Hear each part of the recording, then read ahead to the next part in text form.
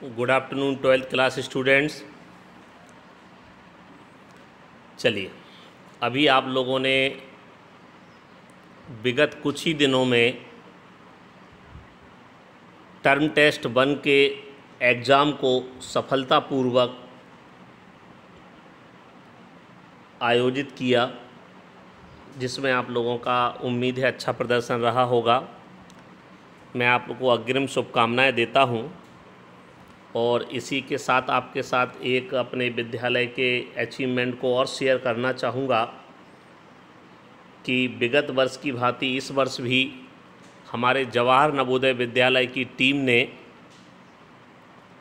Biodiversity quiz में, जो कि मध्य प्रदेश सरकार द्वारा आयोजित की जाती है, पुनः एक बार प्रथम स्थान हासिल किया, जिसके फलस्वरूप उन्हें दतिया ज़िले को राज्य स्तर पर प्रतिनिधित्व करने का सुअवसर प्राप्त होगा।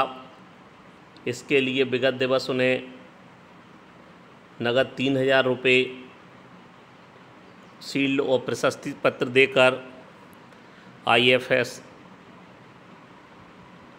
DFO श्रीमती प्रियांशी सिंह राठौर एवं DEO जिला शिक्षा अधिकारी श्रीमान संतोष अग्रवाल जी ने सम्मानित किया। हमारे विद्यालय के लिए गर्व का विषय है और उन्हें मैं विद्यालय परिवार की तरफ से आगामी स्तर के लिए शुभकामनाएं देता हूं और माँ पीताम्बरा स्वामी जी महाराज से प्रार्थना करता हूं कि हमारे विद्यालय का नाम इसी प्रकार से हमेशा चमचमाता रहे, जिसके कर्णधार आप लोग ही हैं।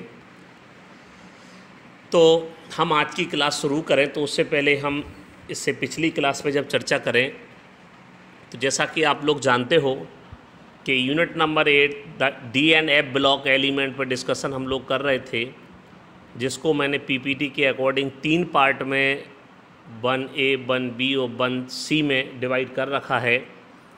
हमारा फर्स्ट A जो है 1A जो पार्ट है वो कंप्लीट हुआ। आज हम इसका नया पार्ट पढ़ने जा रहे हैं।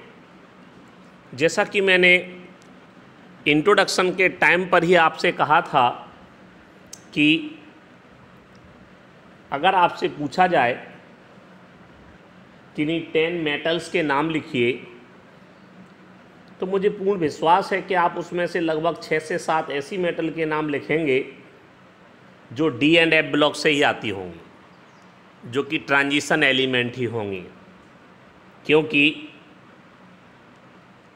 आप सब जानते हैं कि जितनी भी महत्वपूर्ण नाम की, दाम की और काम की, अगर हम अपने अंदाज में इस बात को बताएं, जो कि हम पहले भी आपसे कह चुके हैं, नाम की, दाम की और काम की जितनी भी महत्वपूर्ण धातुएं हैं वो सभी इन्हीं संक्रमण धातुओं में ही आती हैं। हमारे जितने हमने आपसे कहा जो आप नाम लेंगे, जैसे कि अभी सामने आप कहें तो हम ब्रॉन्ज है, ब्रास है, कॉपर है, आयरन है, scandium, titanium, vanadium, chromium, manganese, iron, cobalt, nickel, copper, zinc, mercury, बहुत सी, मतलब जो आप महत्वपूर्ण, जो थोड़ी सी बहुमूल्य धातुएं हैं, नाम वाली हैं, दाम वाली हैं और काम वाली हैं, जो महत्वपूर्ण धातुएं हैं। महत्व तो सभी का है, हम ये नहीं कह रहे हैं, लेकिन जो जनरली एक बच्चे से अगर पूछा जाए कि आप मेटल्स के नाम लिखो तो वो इन्हीं पर जाएगा। तो हमें आज की इस कक्षा में जो हमारे इस पार्ट की आउटलाइन रहेगी, उस आउटलाइन में हम डिस्कशन करेंगे about the general characteristics of d block elements, formation of coloured ions, formation of complex compound, catalytic property, formation of interstitial compounds as well as the alloy formation. इससे पहले वाली class में हम लोगों ने पढ़ रखा था the variable oxidation of transition elements as well as the magnetic properties and some other properties also, standard electrode potential etc., some physical properties also। तो देखिए, मैं ये पूर्ण भरोसे के साथ आपसे कह सकता हूँ कि इस पार्ट में जो हम प्रॉपर्टीज़ पढ़ने जा रहे हैं ये एग्ज़ाम में आने वाले क्वेश्चन हैं 100%। जैसा कि विगत वर्षों में देखा गया है कि जो प्रॉपर्टीज़ के क्वेश्चन हैं वो ज़रूर आते हैं, जो प्रॉपर्टी पर रिलेटेड क्वेश्चन हैं वो ज़रूर आते हैं। तो इसमें हम जो प्रॉपर्टीज़ पढ़ेंगे, जैसा कि मैंने आपको आउटलाइन में बताया, तो हम पहली प्रॉपर्टी से स्टार्ट करें, फॉर्मेशन ऑफ कलर्ड आयन। जो ट्रांजिशन एलिमेंट हैं वो कलर्ड आयन का फॉर्मेशन करते हैं। क्वेश्चन हमारे दिमाग में यही आता है कि आखिर ये क्यों कलर्ड आयन का फॉर्मेशन करते हैं, ऐसा क्या स्पेशल है इनमें। तो देखिए जैसा कि लिख रखा है इसमें कि most of the transition metals most of the transition metal compounds are colored both in solid state and in aqueous state also। तो जो ट्रांजिशन मेटल कंपाउंड हैं वो सॉलिड और as well as the aqueous state दोनों में ही coloured nature के होते हैं। हम जैसा कि पिछली कक्षाओं में भी पढ़ के आ रहे हैं, इसके पीछे रिस्पॉन्सिबल होता है electronic transition. We know that in case of transition element they have the partially filled d orbital, in which d orbital excited from visible region of light from lower energy level to higher energy level। तो visible region की light से जब electron lower energy level से higher energy level में चला जाता है तो विजिबल रीजन की जो वेवलेंथ है वो उनके लिए सफिशिएंट होती है और उसमें वो एनर्जी को एब्जॉर्ब कर लेता है, और एनर्जी एब्जॉर्ब करने के बाद उसके इलेक्ट्रॉन जो हैं वो एक्साइटेड हो जाते हैं, और इलेक्ट्रॉन एक्साइटेड होकर के जब वो ग्राउंड स्टेट में वापस आते हैं, ग्राउंड स्टेट में वापस आते हैं, तब जाकर के जो रेडिएशंस उन्होंने विजिबल रीजन की जो रेडिएशंस उन्होंने एब्जॉर्ब की थी वही रेडिएशन वो इमिट कर देते हैं, वही रेडिएशन वो इमिट कर देते हैं जो कि विजिबल रीजन की होने की वजह से कलर्ड प्रॉपर्टी शो करती हैं, और यही इनके कलर्ड के लिए रेस्पॉन्सिबल होता है। तो जैसा आप देख पा रहे हैं, देखिए एच न्यू यहाँ शो किया गया है, एच न्यू है ना, ये देख रहे होंगे आप, एच न्यू फोटोन एनर्जी है। और ये जो डी ऑर्बिटल है हम जानते हैं 5 तरीके के होते हैं, d x by d y z, d x z, इनको बोलते हैं हम T2G, और d x square by square और डी जेड स्क्वायर ये होते हैं हमारे EG। जब इनको एच न्यू लाइट मिलती है तो इनके इलेक्ट्रॉन ट्रांजिस्ट कर जाते हैं। देखिए यहाँ पर ग्राउंड स्टेट में था और ये एक्साइटेड होकर के यहाँ पर अपर एनर्जी लेवल के ऑर्बिटल्स में चला गया, लेकिन ये हायर एनर्जी में जब जाता है तो इसकी स्टेबिलिटी कम रहती है, इसलिए ये ग्राउंड स्टेट में फिर से वापस आता है। तो बस जो एनर्जी इसने एब्जॉर्ब की है वही एनर्जी वो इमिट कर देता है, जिसकी वजह से ये कलर्ड प्रॉपर्टी शो करते हैं। देखिए क्या लिख रखा है, जनरली एटम और ions have unpaired electron, yes because they have the partially filled d orbital. Due to d transition produced coloured compound, और उसी डी ट्रांजिशन की वजह से, दैट मीन इलेक्ट्रॉन का एक डी ऑर्बिटल से दूसरे डी ऑर्बिटल में जाना डी ट्रांजिशन कहलाता है। तो इसी डी ट्रांजिशन की वजह से ही ये क्या करते हैं, कलर्ड प्रॉपर्टी शो करते हैं। अच्छा, अब आप कहोगे कि सर ये कलर्ड प्रॉपर्टी शो करते हैं, जब ये कलर्ड प्रॉपर्टी शो करते हैं तो आखिर ये सब के अलग अलग कलर क्यों होते हैं।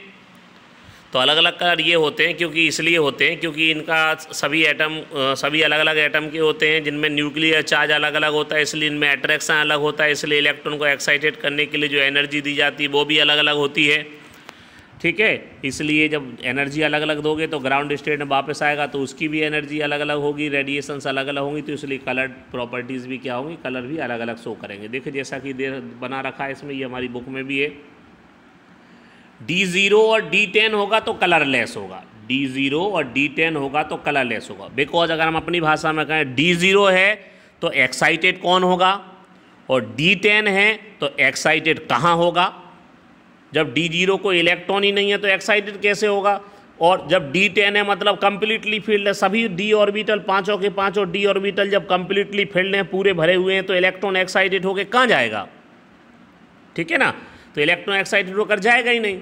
और जाएगा ही नहीं, कहाँ जाएगा, जाने के लिए जगह ही नहीं है, तो इसलिए तब भी वो कलरलेस होगा। तो D0 और D10 में आप देख पा रहे हो कलरलेस है, और रिमेनिंग D1 है, D2 है, D3 है, जो भी है एटसेट्रा एटसेट्रा, उसमें वो अपना अपना स्पेसिफिक कलर शो करते हैं। और जिसके लिए हमने आपसे कहा कि अलग अलग कलर होते हैं तो उनकी डार्कनेस कंट्रास्ट इनमें भी डिफरेंस रहता है, तो उसके पीछे रीजन होता है न्यूक्लियर चार्ज, क्योंकि किसके इलेक्ट्रॉन पर कितना न्यूक्लियस अट्रैक्शन है, तो उसी के अकॉर्डिंग एक्साइटेड करने के लिए हमें उसे एनर्जी देनी पड़ती है। ठीक है, कॉम्प्लीमेंट्री कलर चार्ट, ये थोड़ा सा अच्छी बात है, ये इंपॉर्टेंट बात है, ये सोचने और जानने वाली बात है कि आखिर देखिए, अगर आपसे कोई कहे कि रेड कलर की रेडिएशंस को एब्जॉर्ब किया तो वो कैसा दिखेगा, रेड दिखेगा क्या, नहीं, क्योंकि रेड कलर की रेडिएशंस को एब्जॉर्ब करेगा तो अब वो इमिट करने वाला उसका एक कॉम्प्लीमेंट्री कलर होता है। जो कलर एब्जॉर्ब किया जाता है उसका एक स्पेसिफिक कॉम्प्लीमेंट्री कलर होता है। ठीक है, तो जैसा कि इसमें शो किया जा रहा है, the solution absorb light from the red end of the spectrum, the maximum of the mixture of colour is seen by the eye as pale blue. ठीक है, तो ये सब अलग अलग है, किस तरीके का कौन सा कॉम्प्लीमेंट्री कलर होता है, हमारी बुक में भी है और ये कॉम्प्लेक्स कंपाउंड में भी हमें पढ़ने को मिलेगा। उसमें आप देखोगे कि उसमें कलर का चार्ट है कि इस कलर की रेडिएशन, जैसे यहाँ भी कोरिलेट किया गया है कि इस कलर की रेडिएशंस को एब्जॉर्ब करोगे तो ऐसा दिखेगा, इसको करोगे ऐसा दिखेगा, इसको करोगे ऐसा दिखेगा, इसको देखोगे ऐसा होगा, इसके साथ ऐसा होगा, सबके कॉम्प्लीमेंट्री कलर दे रखे हैं। ठीक है, इसके बाद अच्छा, ये तो थोड़ा सा वीडियो ये हम आपके साथ शेयर करेंगे, ये वीडियो है डिफरेंट कलर्ड आयन का कॉम्प्लेक्स फॉर्मेशन। ये देखो, इस पे तो पूरी एक यूनिट है, जो हम नेक्स्ट यूनिट पढ़ेंगे, ये तो पूरी यूनिट है, पूरा चैप्टर है हमारा कॉम्प्लेक्स फॉर्मेशन और कोऑर्डिनेशन कंपाउंड। ठीक है, तो ये तो हमें सब कुछ अभी जानने को मिल जाएगा इसमें, लेकिन फिर भी हम थोड़ी सी बात करें आपसे कि why the transition metals form complex compound. तो एक्चुअल में कॉम्प्लेक्स कंपाउंड के फॉर्मेशन के लिए जो कैरेक्टरिस्टिक प्रॉपर्टी किसी एलिमेंट या उसके आयन में होना चाहिए, वो सभी प्रॉपर्टी ट्रांजिशन एलिमेंट के पास है। जैसे वेरिएबल ऑक्सीडेशन स्टेट शो करना, ठीक है, greater the charge on cation, as well as the back end d orbital. जब बैक एंड डी ऑर्बिटल होंगे तभी लिगेंड के द्वारा जो इलेक्ट्रॉन पेयर डोनेट किए जाएंगे वो इसे रख पाएंगे अपने अंदर, खाली डी ऑर्बिटल होंगे तो इलेक्ट्रॉन्स पेयर को रख पाएंगे। तो देखिए, जो एक कैरेक्टरिस्टिक प्रॉपर्टी किसी एक एलिमेंट में होना चाहिए कॉम्प्लेक्स फॉर्मेशन के लिए, वो प्रॉपर्टी इनके पास है। जैसे कि high charge on the transition metal ion, transition metal ion के ऊपर हाई चार्ज है। दूसरा क्या है, the availability of d orbital for accompanying the electrons donated by ligands atom. जो लिगेंड एटम है उनके द्वारा जो इलेक्ट्रॉन पेयर दिए जाएंगे उनको ऑक्यूपाई करने के लिए एबिलिटी होना चाहिए, जैसा कि मैंने आपसे कहा। As well as they show the variable oxidation state also. इसके साथ साथ ये वेरिएबल ऑक्सीडेशन स्टेट शो करते हैं। ये जो वीडियो हैं वो आपके साथ शेयर किए जाएंगे। अगला है कैटालिटिक प्रॉपर्टी, ये भी आप सबने देखा होगा। अगर अब आपसे कहें कि आपने कैटालिस्ट के फॉर्म में जो एलिमेंट या कंपाउंड देखे, मैक्सिमम कौन से देखे हैं आपने, थोड़ा सा अगर इमेजिनेट करें तो आपको आयरन मिलेगा, निकल मिलेगा, कोबाल्ट मिलेगा, प्लेटिनम मिलेगा, कैडमियम मिलेगा। तो मैक्सिमम जो एलिमेंट या उनके कंपाउंड है जो कि हमारे कैटालिटिक एक्शन शो करते हैं, कैटालिटिक एक्टिविटी शो करते हैं, वो यही होते हैं। दिया हुआ है, क्या लिखा हुआ है कि their catalytic properties are due to, किसकी वजह से कैटालिटिक प्रॉपर्टीज़ होती है, presence of unpaired electron in their incomplete d sub shell, unpaired electron होते हैं, variable oxidation state of transition metal and ability to form complex, as well as in most cases provide large surface area with free valency. जैसा कि आप पढ़ चुके हो unit number 5 surface chemistry में कि इनका सरफेस एरिया ज़्यादा होना चाहिए। तो we know that the transition element converted into powdered form also, अगर पाउडर्ड फॉर्म में कन्वर्ट कर दिए जाएँ तो इनका सरफेस एरिया ज़्यादा होगा, और जो सरफेस एरिया ज़्यादा होगा तो ज़्यादा से ज़्यादा रिएक्टेंट्स उसकी सरफेस पे आकर अपने आप को ऑक्यूपाई कर लेंगे। So their catalytic property are due to presence of unpaired electron, incompletely ds सब सेल में, वेरिएबल ऑक्सीडेशन स्टेट शो करना, और इन most cases provide large surface area with free valencies. तो फ्री वैलेंसीज के साथ लार्ज सरफेस एरिया है जिस पे जाकर के आप पढ़ चुके हो ज़्यादा से ज़्यादा रिएक्टेंट अपने आप को ऑक्यूपाई कर लेंगे। जब ये रिएक्टेंट ज़्यादा होंगे तो उनकी कॉन्सेंट्रेशन बढ़ जाएगी, और जब कॉन्सेंट्रेशन बढ़ जाएगी तो रेट ऑफ रिएक्शन क्या होगी, अपने आप बढ़ जाएगी according to law of mass action. चलो कैटालिटिक प्रॉपर्टी का वीडियो ये भी आपके साथ शेयर कर देंगे कि क्या कहाँ पर जैसे आप जानते हो अमोनिया के फॉर्मेशन की हैबर प्रोसेस है, ठीक है, उसमें आयरन मॉलिब्डेनम यूज़ किए जाते हैं। इंटरस्टिशियल कंपाउंड्स क्या होते हैं? इंटरस्टिशियल कंपाउंड क्या हैं? सो देखिए इंटरस्टिशियल वॉइड आप जानते हो, तो देखो जो एलॉय बनते हैं, ठीक है, due to the empty space in their lattice, we know that, याद करिए स्पेयर जो गोले बीच में पोले, तो कंस्टिट्यूएंट पार्टिकल स्पेरिकल होते हैं जिनके बीच में इंटरस्टिशियल स्पेस पाया जाता है, जिसमें जाकर के स्मॉल साइज के पार्टिकल अपने आप को ऑक्यूपाई कर लेते हैं। जैसे स्टील का फॉर्मेशन होता है तो आयरन के स्पेरिकल जो एटम हैं उनमें जाकर के कार्बन के जो स्मॉल साइज की एटम है वो अपने आप को इंटरस्टिशियल वॉइड में जाके ऑक्यूपाइड कर लेते हैं, जिससे कि जाकर के स्टील एलॉय का फॉर्मेशन होता है। तो those compound in which the some other types of element occupied in the interstitial sites are known as the interstitial compound. लिखा हुआ है due to empty space in their lattice can be easily accompanied हो जाते हैं, बैठ जाते हैं। Most of transition metal form alloy because of their, क्यों ट्रांजिशन एलिमेंट्स एलॉय का फॉर्मेशन करती हैं, क्यों एलॉय बना लेती हैं? एलॉय का मतलब क्या है? एक मेटल का दूसरे मेटल में मिलना। तो बस सबसे बड़ी महत्वपूर्ण बात है कि because they have the approx similar radii. आप एक दीवार, हम सिंपल सा उदाहरण देते हैं, आप एक दीवार में से एक गुम्मा निकाल के गुम्मा ही तो लगा सकते हो, एक छोटा सा गुम्मा निकाल के एक बड़ा सा खंडा या बोल्डर तो नहीं लगा सकते। हाँ, गुम्मा आप निकाल के सीमेंट का गुम्मा निकाल के मिट्टी का लगा दो, मिट्टी का निकाल के लोहे का लगा दो, लोहे का लगा के कार्बन का लगा दो, कार्बन का निकाल के एल्यूमिनियम का लगा दो, उसी साइज का कोई भी लगा दो। तो बस यही कारण है कि why the transition element form alloy, because they have the approx similar atomic radii. लिखा हुआ है most of transition metal form alloy because of their similar radii due to which transition metal can mutually substituted their position in their crystal lattice. तो crystal lattice में एक metal atom को दूसरा metal atom easily replace कर देगा। ये इसका alloy formation का वीडियो होगा। इसके बाद फॉर्मेशन ऑफ ऑक्साइड्स, तो ये देखिए जैसा कि हम जानते हैं कि अलग अलग तरीके के ऑक्साइड्स होते हैं, basic oxide, acidic oxide, amphoteric oxide. हम पढ़ के आए हैं कि हायर ऑक्सीडेशन स्टेट में जो मेटल बनाती है वो एसिडिक होते हैं और लो ऑक्सीडेशन स्टेट में बेसिक होते हैं, और कुछ amphoteric, that mean do shows the acidic as well as the basic oxides और behaviour. Transition metal from oxides of general composition this lower oxidation state basic और higher oxidation state acidic. Summarise करें general characteristic of d block element, formation of coloured ion पढ़ा हमने, formation of complex compound पर discussion किया, catalytic property क्या होती है, interstitial compound कैसे बनते हैं, एलॉय फॉर्मेशन क्या है। इसके साथ ही आपके लिए असाइनमेंट दिया हुआ है, इन क्वेश्चंस को ये आपके सामने हैं, उन्हें आप थोड़ा सा देखिए, समझिए, अपनी कॉपी में नोट करिए, अपने अच्छे से पढ़िए, मन लगा के पढ़िए, एनसीईआरटी बुक जरूर पढ़िए, अपना ध्यान रखिए, शासन के नियमों का पालन करिए। ईश्वर भगवान माँ पीताम्बरा चाहेगी तो जल्दी ही हम लोग सब एक साथ होंगे और सब कुछ नॉर्मल हो जाएगा। ये जो संकट का समय है इसे हमें निकालना है। आप अपने आप को समझाइए, अपने पेरेंट्स को, अपने समाज के, अपने रिलेटिव लोगों को समझाइए। बेस्ट ऑफ लक, अच्छे से पढ़िए, माँ पीताम्बरा की कृपा आप सभी पर बनी रहे।